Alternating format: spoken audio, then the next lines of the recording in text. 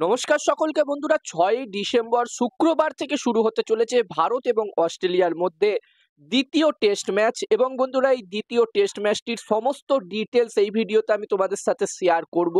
এই দ্বিতীয় টেস্ট ম্যাচটির জন্য এখানে ভারতীয় টিমে কটা পরিবর্তন হচ্ছে, এখানে রোহিত শর্মা ভারতীয় দলে যোগ দিয়েছে এবং শুভমান গিলও পুরো ফিট হয়ে গেছে।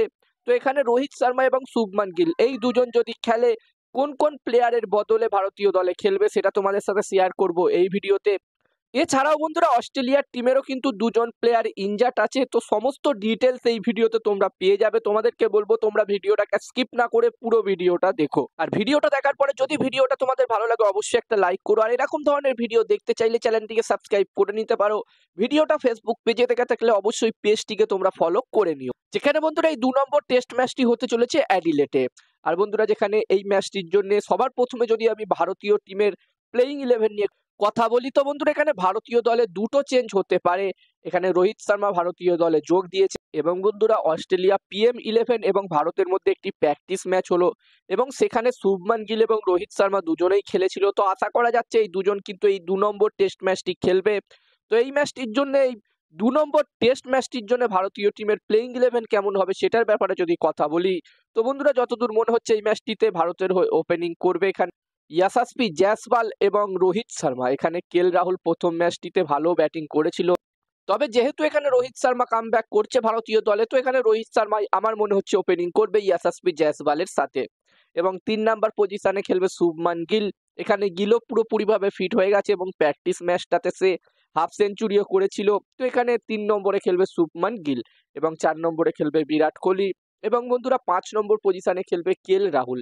এখানে রাহুল প্রথম ম্যাচটিতে আমরা দেখেছিলাম ওপেনিং করেছিল, তবে এই দ্বিতীয় ম্যাচটিতে আমার মনে হচ্ছে 5 নম্বরে রাহুল খেলবে। এখানে তোমাদের কি মতামত, এই ম্যাচটিতে রাহুলকে দিয়ে ওপেনিং করানো দরকার নাকি রাহুল এখানে 5 নম্বর পজিশনেই খেলানো দরকার রাহুলকে? তোমরা কমেন্ট করে কমেন্ট বক্সে জানাতে পারো।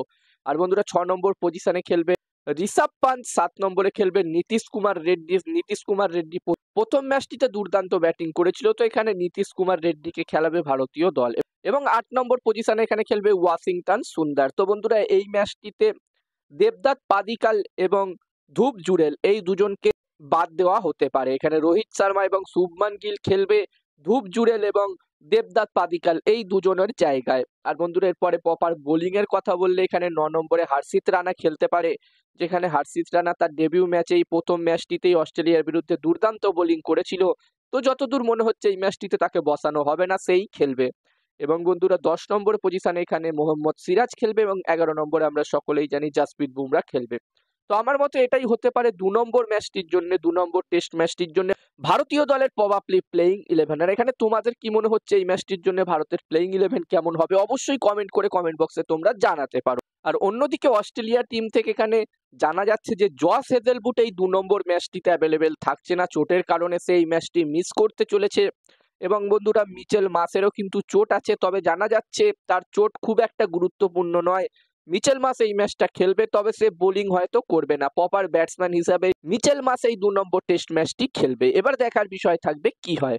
আর বন্ধুরা যেখানে ভারতীয় টিম প্রথম ম্যাচটিতে আমরা দেখেছিলাম 295 রানের বড় জয় পেয়েছিল, অস্ট্রেলিয়াকে তারা হারিয়েছিল। তো এখানে ভারতীয় টিম চাইবে এই ম্যাচটিতেও জিতে এই 5 ম্যাচের টেস্ট সিরিজে 2-0 এগিয়ে যেতে। অন্যদিকে অস্ট্রেলিয়া টিমও কিন্তু কামব্যাক করতে চাইবে। অস্ট্রেলিয়া টিমও চাইবে এই ম্যাচটি জিতে 1-1 বরাবরিতে আনতে এই সিরিজটাতে। এবার দেখার বিষয় থাকবে কি হয়। আর এখানে তোমাদের কি মনে হচ্ছে এই ম্যাচটিতে কোন টিম জয়লাভ করতে পারে? তোমরা যদি চাও তো নিজেদের মতামত কমেন্ট করে কমেন্ট বক্সে জানাতে পারো। আর ভিডিওটা ভালো লাগলে অবশ্যই লাইক করো। আর এরকম ভিডিও যদি তোমরা আরো দেখতে চাও চ্যানেলটিকে সাবস্ক্রাইব করে নিতে পারো। ভিডিওটা ফেসবুক পেজে দেখলে অবশ্যই পেজটিকেও তোমরা ফলো করে নিও।